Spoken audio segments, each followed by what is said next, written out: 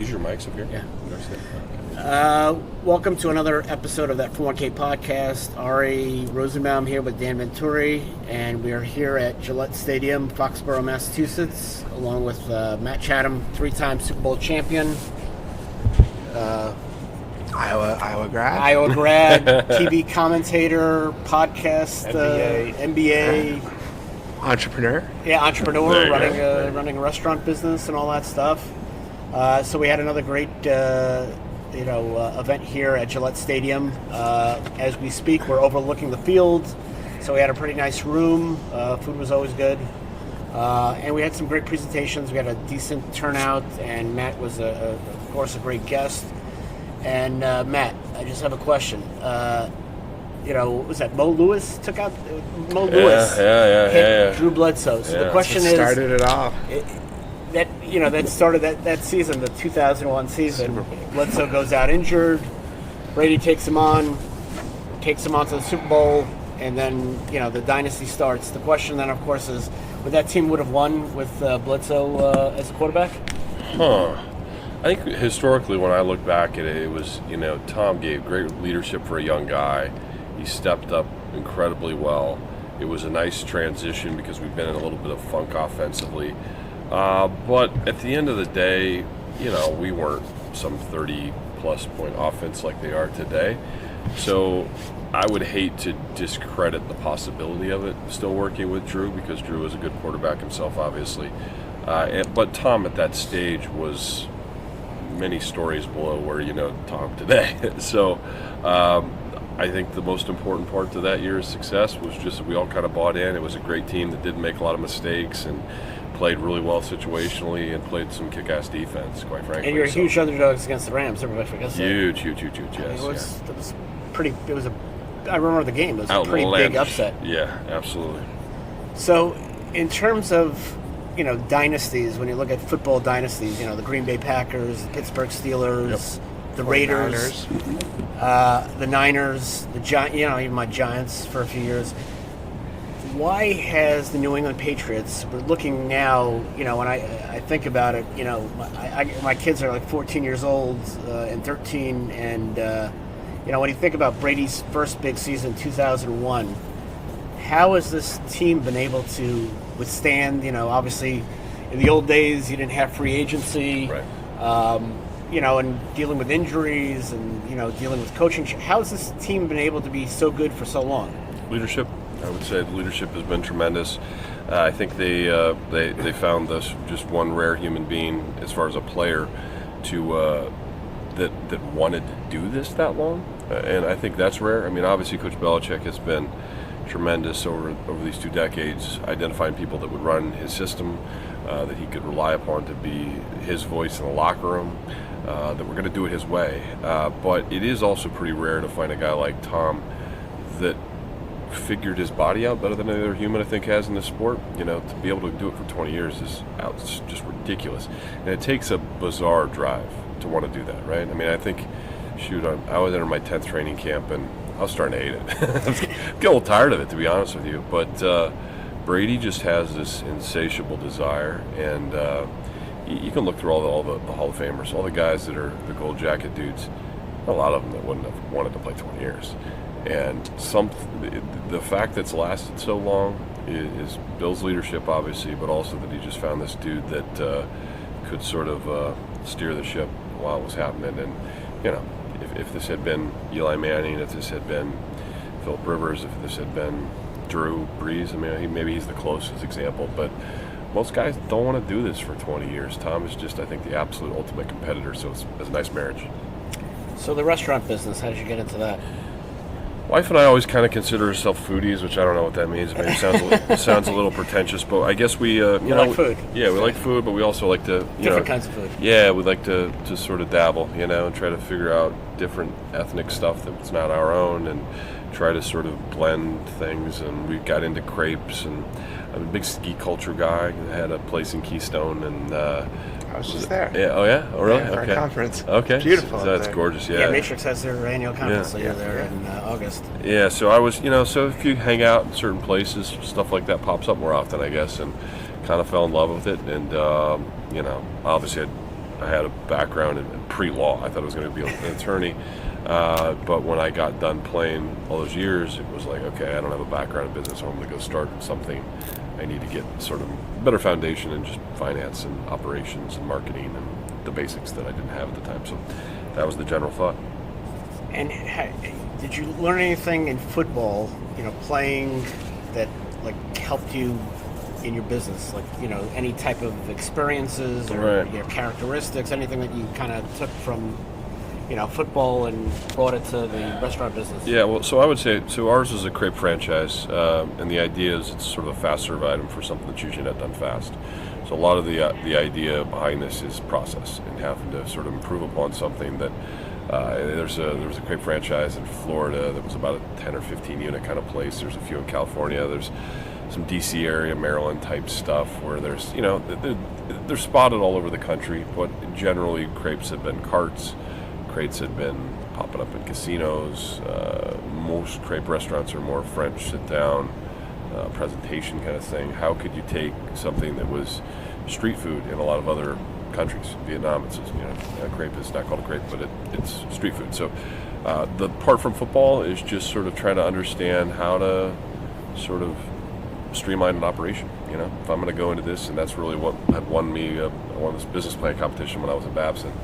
And it was generally off this idea that I had taken something that shouldn't fit there and had figured out a process and a system to make it work in that kind of environment. So I think that part helped. How long do you think Bill Belichick is going to be here? Well, until he wants to be. I don't think there's a clock on Bill. I read the book, I forgot who wrote it, that just came out about Belichick. Ian something? Yeah. New Yeah. York, yeah, the Post. Do Kraft and Belichick get along, or? Best that I know. I have no clue. I mean, they always have around us, but I mean, do they have?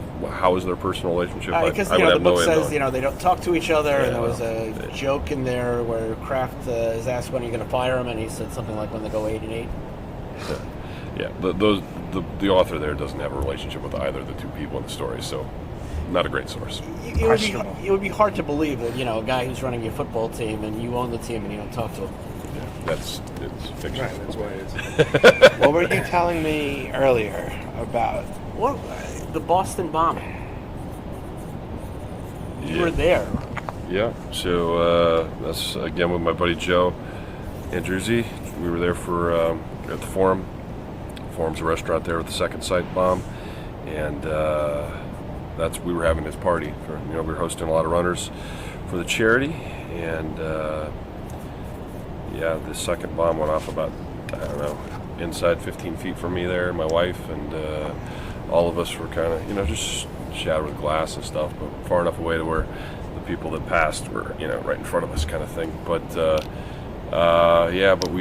cool thing came of it, obviously. It was a tragic day, but became really good friends with Heather Abbott. Heather was a woman that was at the ID stand Right.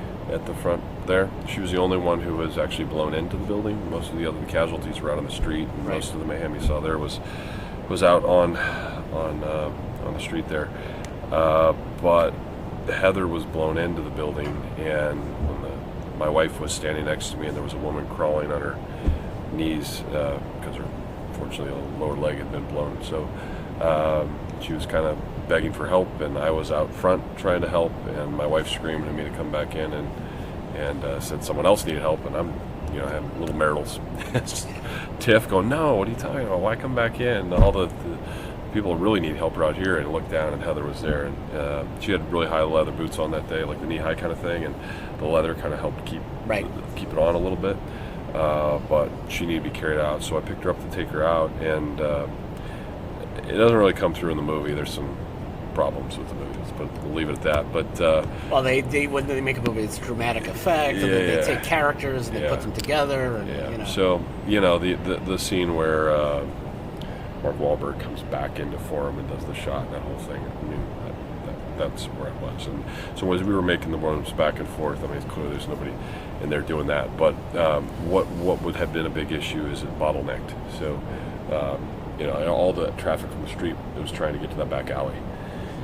And so I'm carrying her, and as you're trying to get back out, everything has stopped. So it just comes to a standstill. So there's in a complete packed bar, no one can get out the back, so you're holding her, and then the biggest issue is as I'm kind of sort of cradle carrying like this, her leg is kind of dangling, so my wife is kind of holding her head to keep her from getting banged into by all these people, and then another friend of ours is kind of trying to protect the leg. I can hold her weight here, but you can't really protect what's kind of hanging there. So it was crazy. So then we finally got her out the back, and then handed her off, and then started trying to make laps back and forth the street. But the big drama was, beyond that, I guess, was just getting around an ambulance, which was tough because the ambulances wouldn't come down the back alley. Right. So they were stopping up on the turn and not being allowed to come down. And it's funny now. It wasn't funny then, but we just dropped her down, and my wife's holding her hand, and they're doing Lord's Prayer over and over and over again, and she's just in tremendous pain. And people were scrambling around the back alley, and they don't know what to do. We don't know what the hell to do in a situation like this. And there was a woman who identified herself as an ER nurse who had just, off duty, was at a bar or something, or said, no, I'm a nurse, I can help. And another gentleman that identifies himself as a doctor. So she's obviously bleeding a ton and in a tremendous amount of pain, and she's screaming, and people are taking off their belts, taking off their belts, trying to figure out how to do a tourniquet or who's going to do it or which one we're going to use and all that stuff. And I hope I get who said what right here, but I believe it was the woman that said, you have to move her or she's going to die. You have to get her out of here. And then the other guy was saying, if you move her, she'll die. It's just like, okay. So thank you. What if he's going to be right? Yeah, and now we got to figure out who's right. Thank you for that proposition. Where So, but anyway, so yes, I was around that day. But the cool thing that's come out of it is Heather's a rock star. She's been raising for the Heather Abbott Foundation, and she helps fund prosthetics for other people that have the same need. And she's taken the opportunity that came with a bad break in life and ran with it. Become a really good family friend. Belichick coming from the Parcells tree, you guys really, really believe in special teams. It's interesting how Venturi, who, without him, all these, a couple of these Super Bowls aren't won. He misses the kick, misses a kick in the championship, so on and so forth. I mean, that guy, no one, even though he's in the league 20 years now, but I don't think people talk about how great he really is. All the winning he did for you guys. Tom put him in position, but he made all those kicks. Yeah, I would say, it's just indicative of sort of a greater understanding, I guess, of the game. That you kind of, I like the phrase you use, you get put in position by one group, and then the other group has to finish it off, or the other group isn't responsible for putting them in position for the other group to finish it off. That's just football. So Adam was a gamer, so in the biggest moments he did his best work, and that's all you can ask. All right, so I always ask this question to the baseball players that come to these conferences. I'll put a different spin on it this time. Okay, go for it. So, you've been playing, 20 years? You played 20 years from, say, Pee Wee through pro career? I've never done that arithmetic. Yeah, a long time. So during that period of time, who is the one player that you remember knocking the hell out of? Okay. There's got to be that one. Yeah, so there's the one hit that I'm sort of like hometown. They referenced it earlier. Pseudo famous. Right? Well, I mean, the NFL, I've got a handful of them. They're all wedge hits or hitting guards, or I've got some big ones. Right? No, they don't even have a wedge now. Yeah, I mean, I can name a bunch of really good hits in the NFL, but this one is more early stage, and I'm actually, gosh, I don't even have it anymore. I think it's on my laptop, but so this hit is from high school, and I'm this height in high school as a senior, but I weighed about 190 pounds. I was really skinny, so I was playing like safety at that time. So I'm like half a human, from where I am now.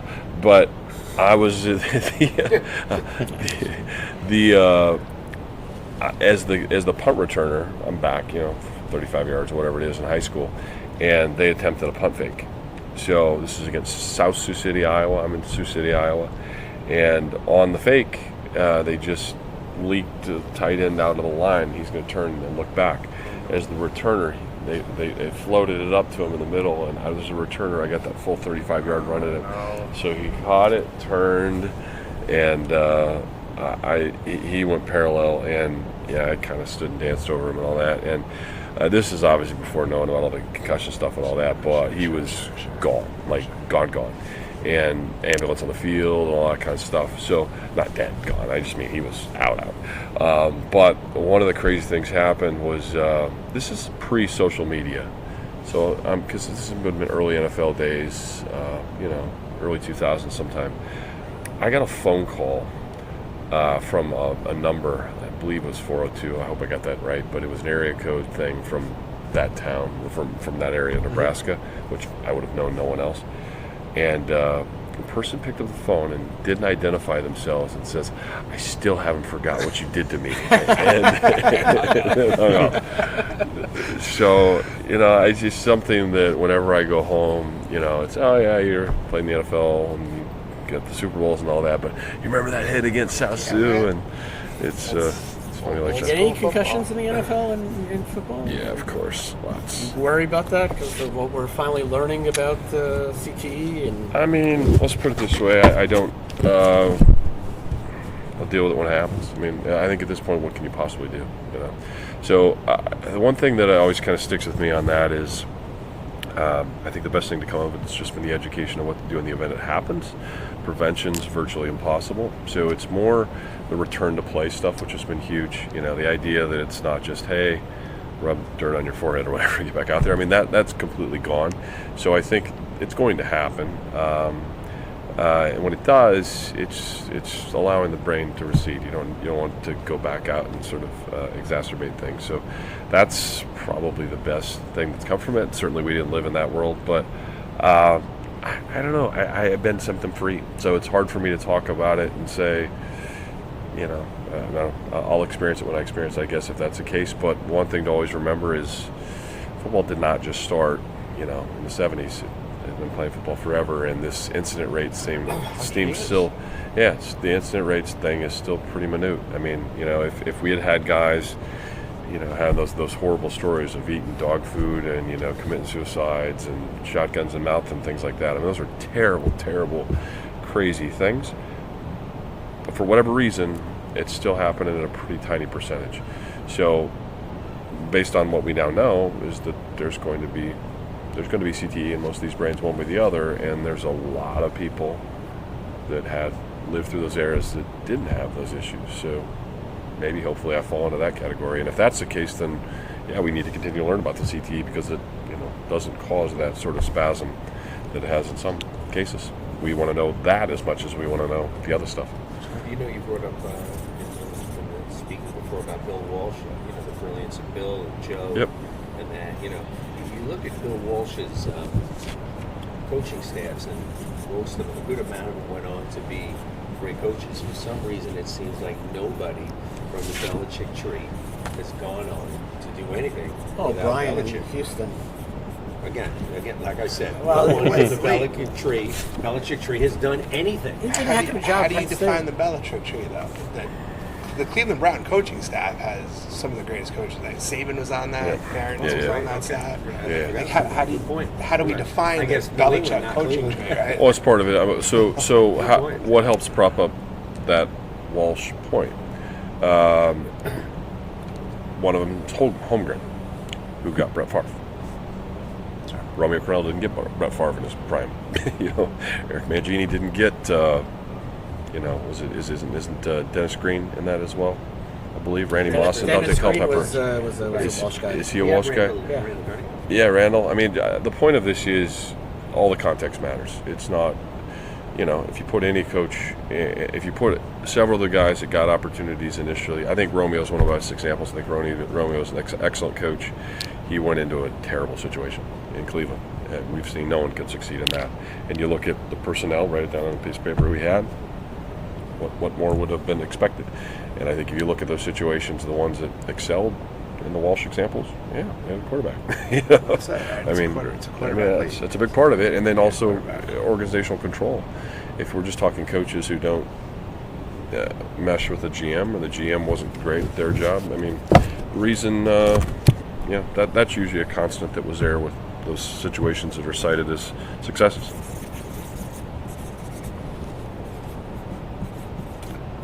Any of the Super Bowls, can you tell us any great story in the locker room before the games? I mean, we're in 3 Super Bowls, all the championships.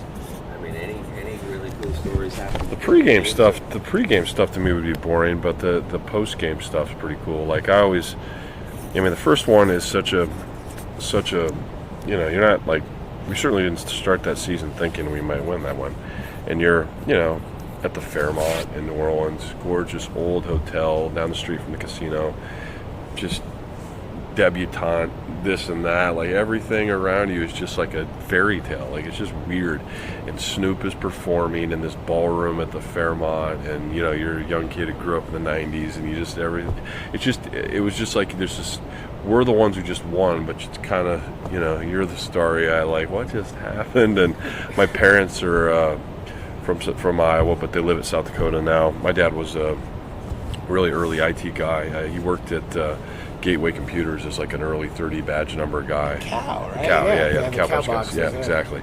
So he was a programmer years and years and years and years ago, and then that blew up, and he got into to sort of corporate training. But anyway, they had done an extremely Midwest thing, and they drove to New Orleans from Iowa, from South Dakota. So at that post party, my wife and her side of the family is there, and everyone's got friends and family there. We're all hanging out and drinking until late, and it got to be like 2, 3, whatever it was, and my mom and dad say, "Okay, good, congratulations." They got in the car and drove back to South Dakota in the middle of the night. Outside of New England, what was your favorite place? What favorite NFL stadium to play at? So it depends on how you define favorite. Kind of your earlier point. Like I would say, if it's just straight, like what was the nicest, like opulent kind of thing at the time. Right when I got out, Houston was kind of the new thing, so that was kind of the top. I mean, obviously Arlington's happened since then, and a couple others, but at the time, Houston was kind of right at that's the state of the art kind of deal. Your least favorite? I would say in defining the favorite thing, I would also say some of the olders that just have kind of a cool collegiate environment. Kansas City's pretty neat just because it's a little different. Even Buffalo, which isn't necessarily nice, but it has that kind of Big Ten metal bleachers, shaking, louding kind of feel. Yeah, I mean, playing Lambeau is pretty cool, but I don't think anyone would say Lambeau's necessarily the nicest, but it is where you would want to experience once or twice. Yeah, exactly. You go to New York? You go to Yankee Stadium? Are you a baseball fan? I was a Cub fan as a kid, so WGN. I watched games at noon or whatever that was every single day for my childhood, basically. But I moved out here whenever it was 2000, and you kind of fall out of love with it. I don't know why. Just you stop watching games, and next thing I look up, I haven't watched a game in 6, 7, 8 years, and then around the Sox, and Sox went through their championship run, and you start paying attention to them, and all of a sudden I'm sort of a Sox fan, I guess. So kind of, I guess I turned when I moved. We had an event at Wrigley, and I probably mentioned this on 2 or 3 different podcasts, but the whole term it came out of left field was from Wrigley Field. Oh, really? There was an insane asylum behind the left field bleachers. Really? So when some guests would come in from Chicago and hear the Nuts yelling, in the background. Out of left field. Wow. The guys, the Chicagoans would be like, "Don't worry about it. It's coming from left field." And there that you go. is really interesting. The hitter's eye is also a Cup thing. The black, the hitter. Yeah. Black is a Cup Yeah, thing. because Cubs fans were dressing up in white for the opposing batters. Oh, okay. And they put their raincoats on Interesting. when the Cubbies came up. That's crazy. Yeah, I was a big Andre Dawson, Sean Dunston, right? Andre Okay, the Hawk. Yeah, okay. Yeah, the Ryan Sandberg was my all-time. So this tells you how bad. Yeah, Rhino. So this tells you how bad it was as a kid to be obsessed with the guy and not learn his name until an adult. I always thought his name was Ryan. Right. I spent my entire childhood thinking my favorite player's name was Ryan Sandberg. I mean, I don't know how I didn't notice that on the baseball cards, which I collected obsessively, but it's Ryan. R-Y-N-E. It's just that I think I thought in my child brain, I think a lot of people thought. I thought his name was Ryan Sandberg. How many years that I thought Kawhi Leonard's name was Cowie? I mean, now he became an LA Clipper. Now I know what his name is. Yeah. Now you pay attention. Yeah, because for the Clippers. But we had Andre as a guest, and the Hawk, man. One of the greatest stories, able to talk to him, is the year he signed up with the Cubs, which is the whole blank check. Oh yeah. And it was the collusion year, and he wanted to get signed by the Cubs, and he kind of embarrassed them into signing him, and he just said, he just sign a blank check, fill in the. They paid him $500,000. Wow. And he was the first guy to win the NL MVP with a last place team. What I always loved about him is this was the era where the staged poster thing with like the smoke and his was a hot. Remember those when they would have like the 7 different little items that sort of play into the theme that they're going with. Had like the Basham Brothers, they were dressed up as Blues Brothers and all that stuff. But that was the era where you'd have. Every guy had a poster and had some sort of theme or scene behind it or whatever. And I had the Hawk poster. That was one of my favorites. One last one? Yeah. One last one. So, do you ever, and this might be an unfair question. Okay. And understanding you played in your time, do you wish you had an opportunity to play in a different time? You could have played in the 60s when the game was a little different. Yeah, well, I mean, for my abilities, any game where there's more run than pass would be preferable to me because I suck at pass rushing. I was not a pass rusher. I'm a tackler. I'm a linebacker. Rundowns, and special teams just fit me better. Cover, I'm okay. I mean, I wasn't a problem in coverage, but I wasn't exceptional. So I would probably be considered average as a linebacker for coverage, but good in the run game. Good over tight ends. Good, tackling and running down backs, and love playing in the box kind of thing. But nickel, dime, sub stuff, Chatham, go sit down, get ready for special teams. So I mean there would have probably been eras where if the entire game was 60 snaps of just playing rundowns, that would have been pretty cool. For me, the era I wish I missed is unrelated to football. I would have absolutely been an MMA guy. When I was in New York. See, you grew up in Iowa, the wrestling stuff and all that is such a big deal, and I kind of had a little fight thing in my blood, and I was really into that. But then you have to make a choice, and I was a 6'4" kid that's pretty good at basketball, so you end up playing that sport instead of wrestling, which in Iowa was. But that culture now, if you grew up there and you do wrestling, there's all the gyms that you can go to are also the MMA stuff. So my 3 years in New York, we had a really nice connection with Mangini through. Hollis Gracie, so the Gracie brothers from Brazil. So they have a jiu-jitsu studio down in Staten Island, and I trained with Hollis. Hollis is one of the many, many cousins and nephews there. Yeah, it seems like there's 100 of them. Yeah. So, but I worked with him, once a week, every week for forever, and they were just so good and had such a taste for it. But you're in your 30s by then. That's the kind of thing where you need to have started in your teens and kind of work through it. But I had a nose for it. I mean, I always felt like. When I was on special teams, I was kind of known as a brawler, like the guy that not Matthew Slater. Matthew Slater's the go get down the field and be a gunner and gunners. But special teams also has the other roles, the guys that block, and that's really more my gig. So the fighting stuff was like my specialty. So I would have loved to have seen to go that route, but when you retire and you got retirement benefits based upon some jacked up body parts. The last thing I need to go is go do fight sports right now. Yeah, my kid's a great hockey player. He's loving that it. said, though, you were a pro athlete with 3 Super Bowl rings. Yeah, that's pretty damn good. Yeah, no complaints. So where else could we see it? NESN? Yeah, so I work for NESN, and so on NESN I write for The Athletic, podcast on The Athletic called The Razor Show. And then I also write because it's a whole paid subscription. Yeah, I don't have access to analytics, so I can't say. But best I can tell, our shows do great. So our shows do great. Our columns are on time. Yeah, checks are on time, and word is things are going great with them. I know subscriptions are up quite a bit, and the content's tremendous. I think the coolest thing about The Athletic is that it's a venue that really suppresses the quality of the writing, and it's Well, not you the got hot take in stuff. baseball, I know they got Ken Rosenthal. Ken Rosenthal, yeah. I mean, you know, The point of it is we can all long form. We can all long form and talk about real stuff because we're not trying to clickbait you into anything. We've already got you as a subscriber. You're here, so you can provide richer content. It's the kind of stuff that you spend a day writing. You spend. Journalism, Yeah, right? yeah. It's It's the real stuff. You could write on there about the 401k conference. Exactly. That's huge clicks off Edit that. that out. That's gonna. As Jim Ross would say, that's gonna put a lot of rear ends in seats.